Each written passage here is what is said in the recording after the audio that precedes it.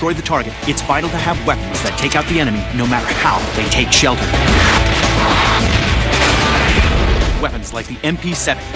It's as small as a submachine gun, but packs the firepower of an assault rifle. And I check out the F-22 Raptor. This fighter is as stealthy as it is deadly. They'll never see it coming. And who needs doors when you've got the latest device that can smash through walls? I'm Richard Macklitz. I spent 10 years with the Navy SEALs, and I'm on a journey to seek out the world's most powerful weapons. Weapons that leave the enemy no escape.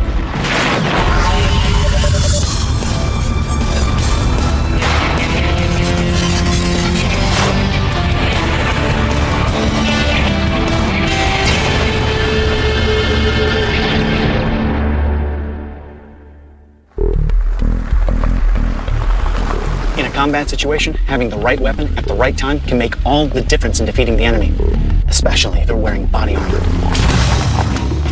For sheer stopping power, the normal weapon of choice is the assault rifle.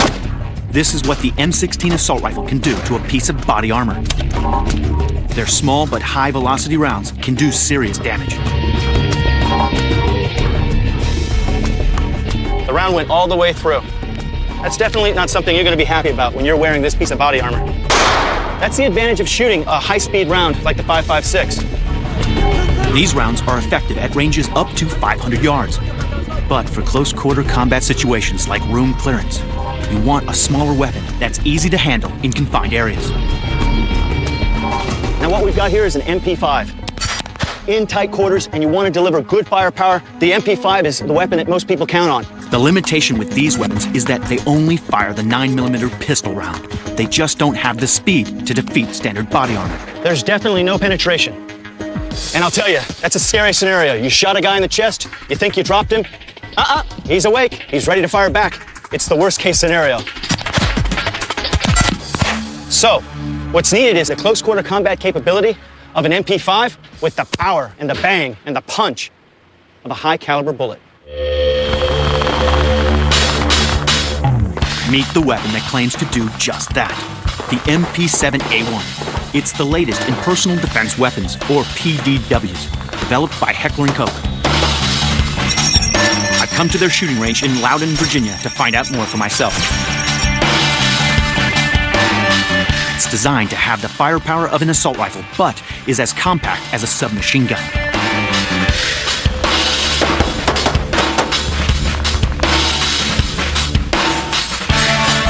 Bruce Davison consulted on the design of the MP7. MP7 was designed to be able to do things that pistols can't do. Problem is, when you get into certain situations and you have to rely on your secondary weapon, or you want to have something more concealable, you've got something here that can do a lot more than a pistol can. The MP7 is a gas-operated multi-role weapon. It's light and compact, weighing just over 4 pounds, loaded with 20 rounds. It has a retractable buttstock, so you can change the length from assault rifle to submachine gun.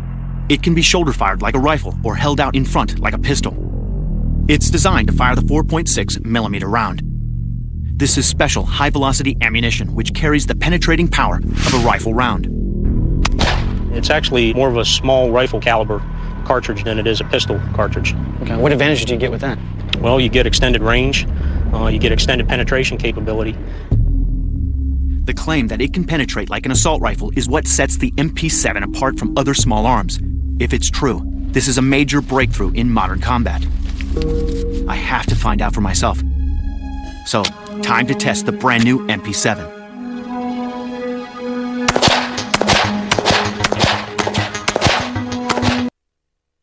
The 4.6mm round used by the MP7 is unique to this gun. And it's designed to minimize recoil while increasing penetration through body armor. It's a small round with a big punch. Wow, look at that. Look at that, it's a pretty good group right there. Wow. So we definitely know we've got penetration here. Oh, that tells you pretty much everything right off the bat. Look at that. When you start to look at the penetration power, look at that. And then out the other side. I'll tell you, if your head was in there, game over.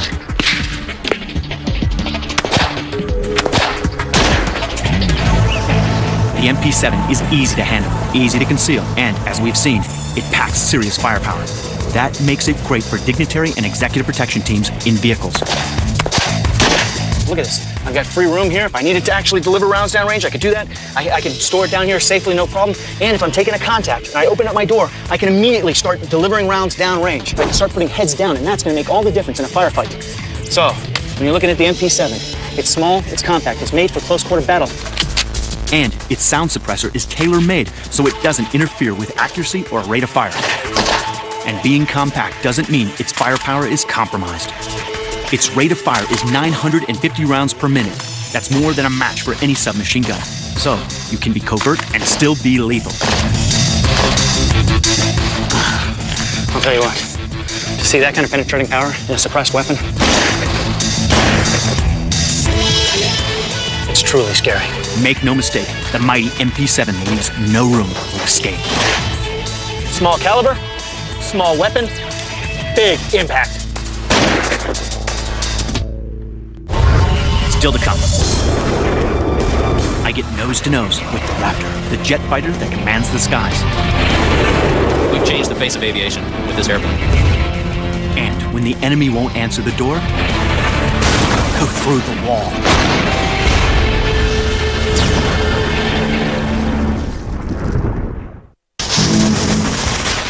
For the last 30 years, the United States has enjoyed absolute dominance of the skies with an aircraft that has never been shot down and has over 100 kills. Impact 2, sir. Nice shots. The F-15 Eagle is that aircraft. And with its impressive stats, it may be the greatest performing fighter of all time. But time swiftly passes, And the Eagle's reign as king of the sky may be coming to an end. That's because there's been an explosion in the number of low-cost, ultra-high-performance surface-to-air missiles. The latest ones are capable of a mind-bending Mach 5. That's 2 to 3 times faster than most fighters, and that simply means no jet can outrun a rocket. And of course, you've got the F-15's nemesis, the Russian Su-27 Flanker. but there's a new sheriff in town. And trust me, you don't want to get into a gunfight with this one. Watch out, here comes the F-22 Raptor.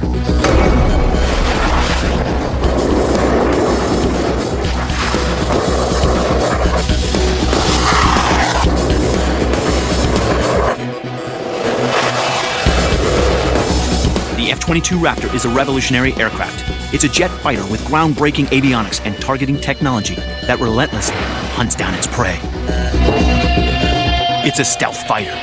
It will see you long before you see it.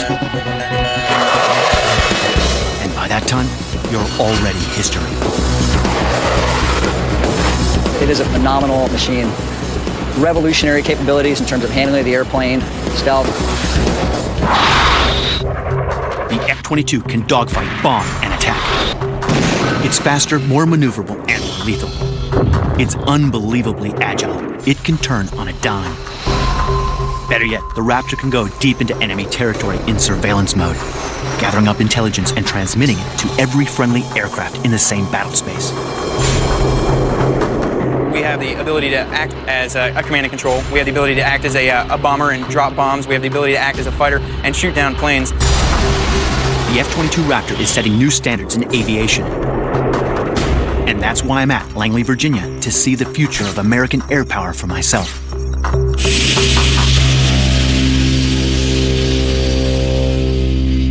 Lieutenant Colonel David Nardi, call sign Scud, is Assistant Director of Operations for the 94th Fighter Squadron.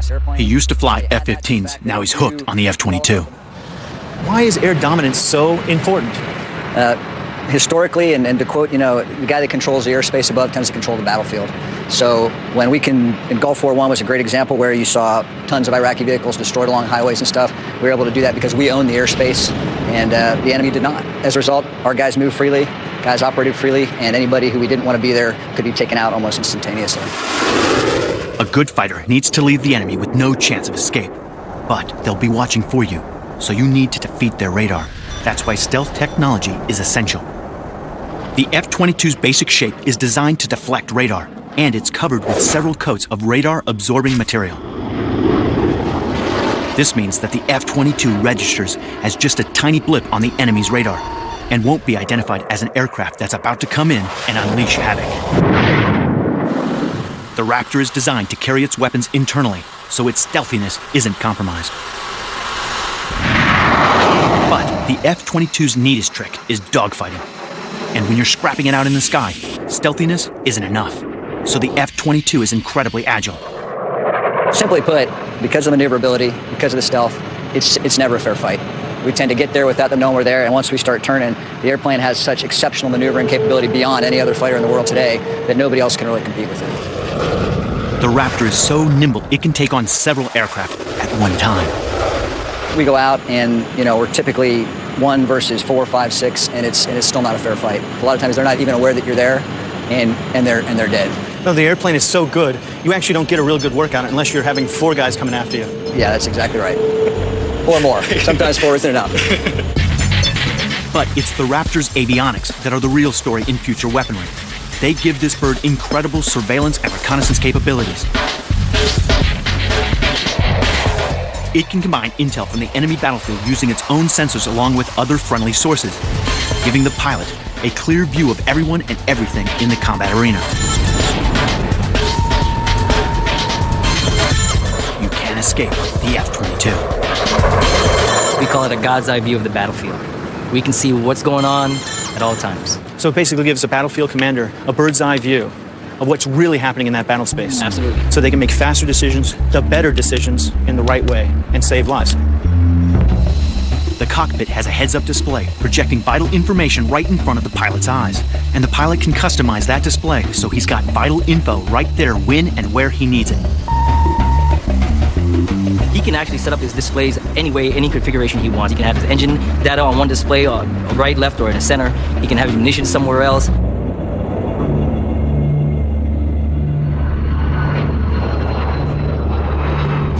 Captain Henry Shantz, call sign Shadow, is one of the lucky few who get to fly this magnificent machine. He used to pilot the F-15. Now he flies with the 27th Squadron, and he's a Raptor convert. And you have the ability to move all these electronic displays just by using your hands and using your thumbs and fingers there, what we like to call playing the piccolo, get things to move around. So it's just a real dream. You can look up through the HUD and see a whole bunch of different information where you don't always have to take your eyes and put them down inside of the cockpit. The F-22 sensors give the pilot a 360-degree full-color picture of the battlefield. And the data is color-coded, so you can see at a glance who's doing what. But in a real fight, brains aren't going to be enough. You also need serious muscle, and the F-22 isn't short of that. The engines are massively powerful. Even from here, I can feel the heat from 70,000 pounds of thrust. This bird is fast. It can reach over Mach 1.5 in level flight without even having to use its afterburners. So at high altitude, it can cover a lot of ground really fast. Why do you need that kind of speed? Dogfighting if it's necessary, but usually just even evasion from threats that are coming up from the ground or anything. If he's ever seen, then that kind of speed is handy. And of course, taking the munitions to the fight, you get them there quicker. You can launch JDAMs faster, so their impact is heavier. Being stealthy doesn't mean the F-22 lacks firepower. It can attack anything on the ground or in the sky. The weapon system has a huge variation of weapons, so no matter where our attack is coming from, we can attack right back. Its weapons configuration is the same no matter what the mission. The Raptor packs 2 1,000-pound bombs, 4 heat-seeking air-to-air missiles, and an onboard cannon ideal for dogfighting. When that arsenal is unleashed, the enemy won't know what hit him. The F-22's predecessor, the F-15 Eagle, has an incredible strike rate. But the Raptor is aiming to blow that record out of the sky. So far, I think with the missile drops and the bomb drops that we've done, I think we've been, within 6 feet of target every time? Exactly. Our accuracy rate is like 92% or something like that. That's unparalleled with any aircraft. What is it like working on an aircraft that nobody else can find when it's in the air? Navy guys hate it. We went up against quite a few Hornets while we were in Alaska, and they walked with a lot of respect after that. The F-22 Raptor is the new generation fighter aircraft leading the way through the 21st century.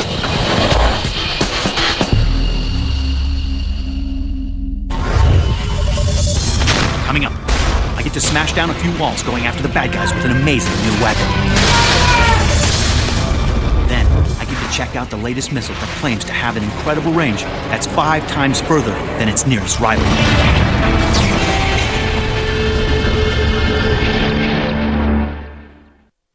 In the war against terror, armed forces are increasingly called upon to deal with hostage situations. In 2004, the world watched in horror as gunmen held children hostage in Beslan, Russia. It was difficult to retrieve the initiative because the kidnappers had booby-trapped all the doors and windows. Every move was anticipated. Just entering the building was lethal, both for hostages and rescuers. When trying to rescue hostages, this is the most dangerous position. The entry. See, the bad guys know where you're going to come in from, so they're going to concentrate all their fire on that location. That's why they call it the fatal funnel. But what if you could avoid the fatal funnel completely? To find the solution, I flew to England, where a new weapon in the war against terror has been invented. Firing! Dr. Sidney Alford is a weapons designer and the brains behind a new device called Gatecrasher. Firing!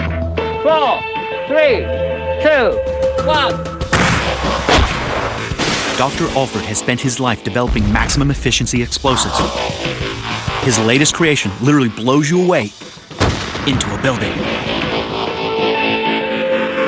It is essentially a charge for blowing a hole to give access to people on one side of the wall to other people on the other side of the wall, for example, and archetypically rescuing hostages. The keys to successfully resolving a hostage crisis are surprise, speed, and violence of action. So Gatecrasher takes the initiative back to the rescuers by giving them the element of surprise. If you don't want to go in through a regular door, Gatecrasher smashes the wall to give you a whole new door. No invite necessary. The genius of Gatecrasher is that it uses water held in a plastic jacket that's wrapped around the explosive. The water contains the blast, making it more powerful. It's known as a tamping effect. This means you need less explosive, which means less debris and less backblast. Good news for the hostages and the rescuers who can stay closer to the device. And this gives the rescuers speed. Up the middle, it hasn't got a piece of a clothesline. Up the middle, it hasn't got a piece of string. Dr. Alford is about to show me how an explosive charge can be used to cut through almost anything. He's got a few yards of det cord. It's flexible cable packed with explosive. Cut about this much. It's got a fine white powder, which is the explosive PTN stuff in it. We're going to use a smaller version of the Gatecrasher, called the Alford Strip. It's another Alford design, and up until recently, it was still classified. Plastic tube. It's essentially a container in which we'll put some water. The explosive cord is fed into the Alford Strip, and we fill the rest of the tube with water. Now we'll see how the water contains the blast and turns that little piece of explosive into a powerful cutting tool. For our experiment, the Alford Strip is placed onto a block of wood 2 inches thick. It's normally what special forces use to smash through a door. That's brilliant. State of the art, though. It's state of the art. Final preparations are made to set the charge. Firing! 4, 3, 2, 1. I love explosives. Look at that. It was perfect. It's exactly what we were looking for, isn't it? Precisely. Now, the charge didn't knock these bricks over. That was just the weight of the wood toppling, right? As we stand this brick up, you can reconstitute it. Absolutely. There you go.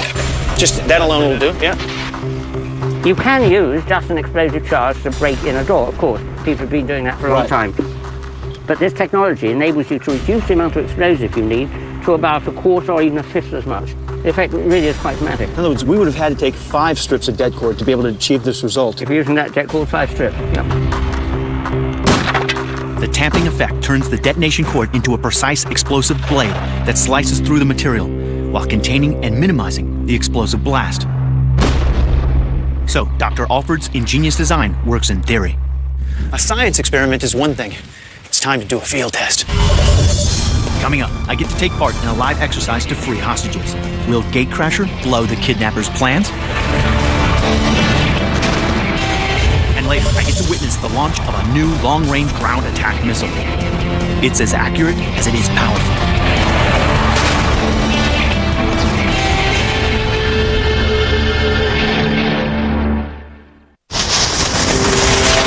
Four, three, Dr. Sidney Alford is a world expert on explosives. he's designed a way of turning a small amount of explosive into a precise cutting tool called the Alford Strip. In the war against terror, it could prove to be a powerful new weapon. But it doesn't stop there. Using the science behind the Alford Strip, a new device has been created that could be a turning point in ending hostage situations successfully. By making your entry point anywhere you want, rescuers keep the element of surprise. Gatecrasher was designed by Sidney Alford's son, Roland. According to him, when you want to make a real impression and you need to smash through walls without bringing down the house, that's when you need the Gatecrasher. Well, this is a Gatecrasher, and it's basically a scaled-up version of the charge we saw earlier. So you've got water behind it, that's tamping, and we flip it over here. You've got a channel here where we put our explosive. In this case, we're going to be using det cord. Otherwise, you can use C4 or PE4, any plastic explosive. Well, we have to the Gatecrasher uses a water jacket to focus the blast from a small amount of explosive to become a powerful cutting tool, able to slice through thick concrete. We're topping off the water jacket with the last bottle of water. Then we feed the detonation cord into the groove, using just 5 strands. What's the major advantage you have using Gatecrasher? Right, it's safety. Basically, because we're using the water tamping, we can use a fraction of the amount of explosive you'd have to use if you just put explosive on there, which means that you can be closer to it. You're not sending fragments straight through the wall and killing people on the other side, because obviously there's no point in firing the charge if you're going to kill the people you've gone to rescue. The device can punch through 19 inches of brick. The next version will be able to go through 2 feet of solid concrete. Warrant Officer David Winsper helped develop Gatecrasher. It gives you that shock and awe. It keeps the momentum going of any battle. It's explosive methods of entry to keep punching the forward line of troops forward, and it does demoralise the enemy. Gatecrasher may look big, but it's easy to carry. That's a big bonus when you're moving from corner to corner in a street fighting scenario. So, here's the drill. We're going to do an exercise to show Gatecrasher in action. It's a remote location. The doors and windows are sealed up. There's no way of knowing what's going on inside. Doors and windows. Bad guys, they like to booby-trap the doors and the windows, so we can't use them. We have to find another alternative to entry. Ready? There are 2 hostages. The bad guys have issued an ultimatum, and we don't have much time. What they don't know is that we have a big surprise in store for them. My team cover me as I place Gatecrasher against the wall. The kidnappers are about to get some uninvited guests.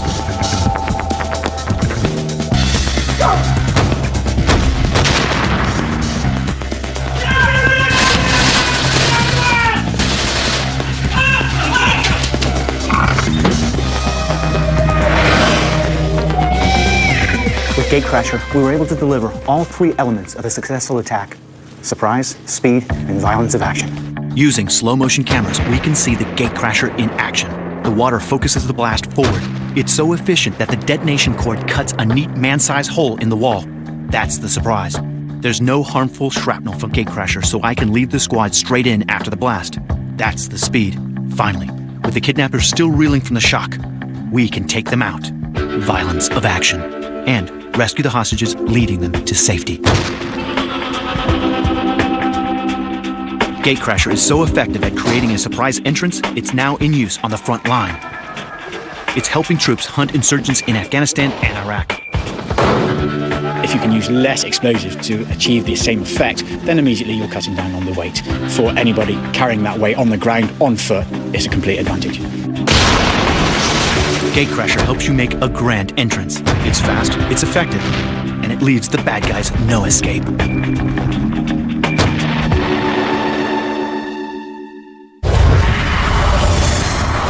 Coming up, it claims to strike nearly 5 times further than any other tactical missile. Is this the dawn of a new future weapon?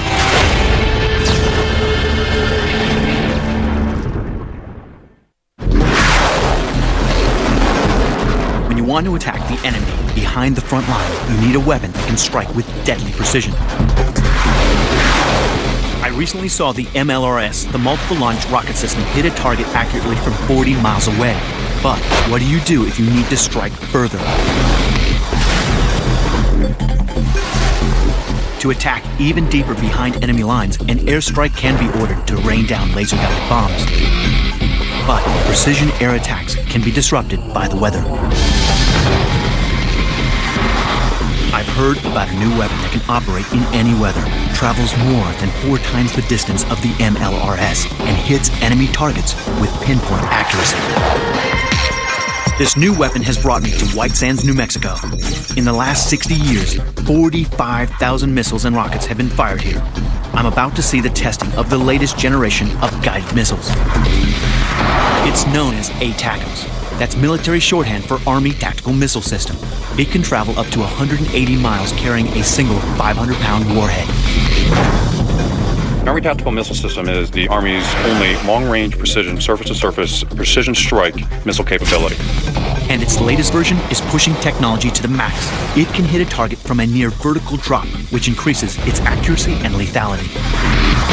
Whether the target is in mountainous terrain or an urban building, nothing can escape the all-seeing eye and destructive power of ATACMS. An earlier version of ATACMS used cluster bombs to take out the enemy, but blanket bombing could lead to high civilian casualties. So it evolved into a single warhead. Major Samuel L. Peterson is the military backer behind the latest version of the ATACMS family.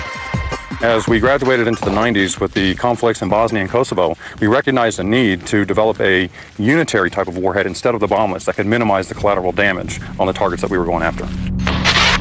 A single warhead reduced civilian casualties, but it flew at a 45-degree angle. If anything was in the way of the target, it got hit first. In urban warfare, you need a weapon that can hit a specific target precisely. Otherwise, the damage can be catastrophic. The latest development in the ATACMS family is called the T2KU, and it's had a major overhaul. We enhanced what is called the guidance system. We manipulated such that we were able to change the downward slope on the vertical end of the trajectory. This was a key enhancement. By improving the guidance system, the missile gained a near vertical strike capability, focusing all of its crushing power on one specific spot. Using the vertical impact capability, we now are able to go into different types of terrains that we haven't been able to in the past. For example, mountainous and urban terrains. This was not originally able to be done. Here at White Sands, I'm going to see this vertical strike capability up close. Preparations for the test are nearing an end, and I've been granted a preview of the target area. For the grand tour, I'm traveling in style. The target is an incredible 84 miles from the launch point. By helicopter, it will take us 53 minutes to reach it. The T2KU missile will get there in just 168 seconds.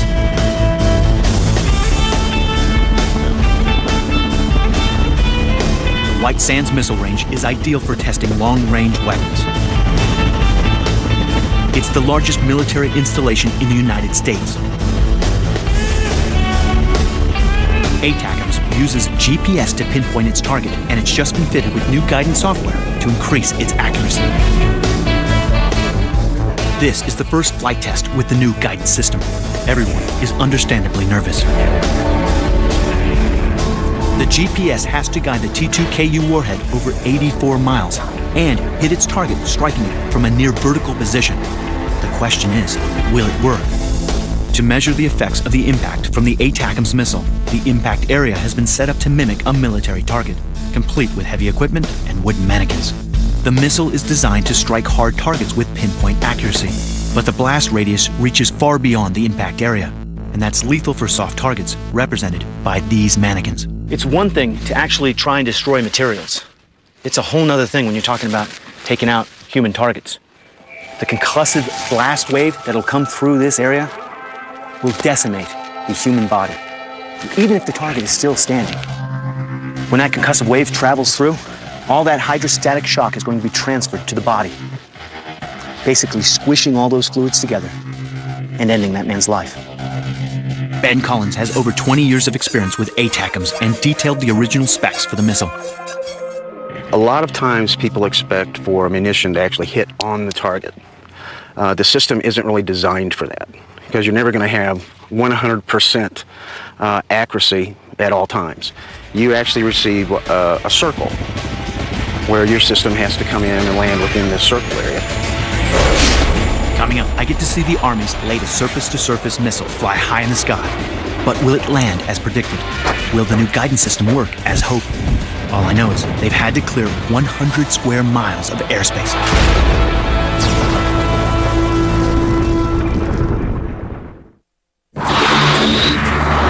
The ATACMS T2KU missile is the Army's only surface-to-surface missile that can hit a long-range target with near vertical impact. Here at White Sands, they're testing the latest version on a purpose-built target. And to get them there, you need a beast of a launcher. Meet the M270A1 launcher. All right.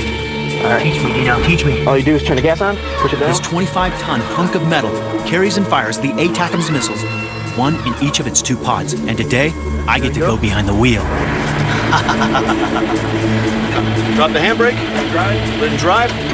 Now we're ready? Ready to go. We'll just gas it up a little bit. Now, when you want to get around in the desert, nothing beats having an ATV quite like this one. So, see you guys later.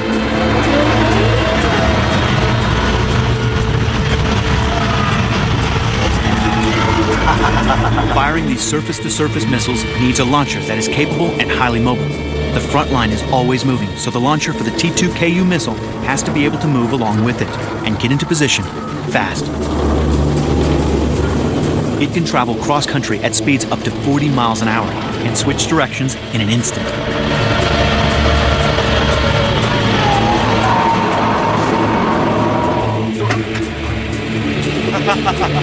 Like a Cadillac across the desert. It's awesome. I'll tell you what, not like every day you get a chance to drive a vehicle like this. But it's not just a powerful mobile vehicle. The M270A1 fires the deadly missiles out to a range of 180 miles. That's the longest surface-to-surface missile in the Army's inventory. What's it like having that much firepower at your fingertips?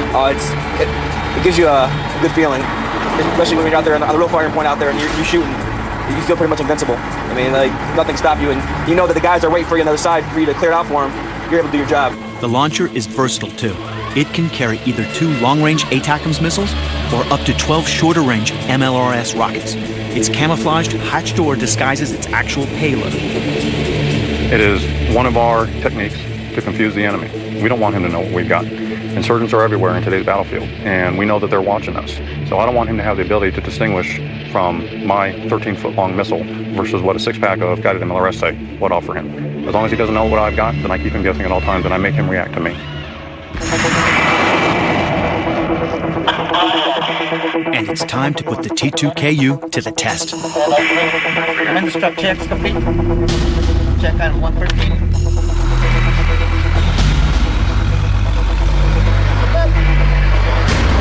Final preparations at White Sands are underway, and the launcher pods are being loaded with the 500-pound class warheads. Project, do I have a go for launch? Right, gotta go. Dispatching. Mark, team at 40 seconds and counting. That's it. All the testing is done. There's nothing left to say. You either hit the target or you don't. Launcher TC. TC launcher. 15, 14, 13, 12, 11, 10, 9, 8, 7, 6, 5, 4, 3, 2, 1, fire.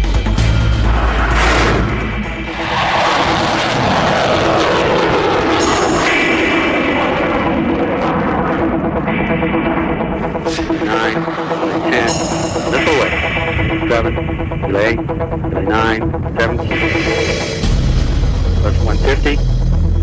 That's 3 seconds. There's a missile flying through the air right there. That's 120. The data coming back shows the missile soaring through the sky. As it nears the target, it changes its path to begin its vertical descent. Now just a near vertical. That's 155 seconds. Beautiful shot. That's 160. Yes, good job. That's 165, 166, 167. Congratulations on a job well done. Congratulations, bud. Wow, Dr. Bravo, we do have impact equipment. Well, it looked dead bang on the monitors. Now I get to see it in person.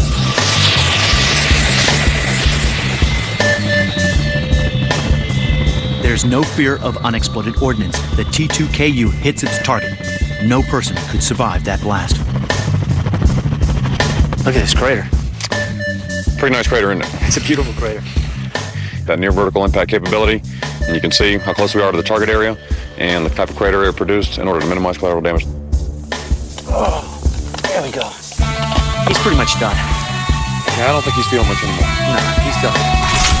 The missile traveled the 84 miles in just 168 seconds, striking with pinpoint accuracy. And hitting this target at near vertical impact is exactly what the Army was looking for. We're talking about the northwest corner of that building and taking it out with that kind of precision. That's incredible.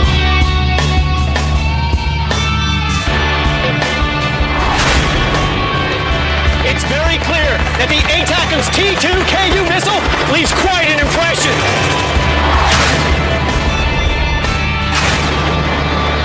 Reaching further than any other tactical ground attack missile system, there's no escaping ATACMS.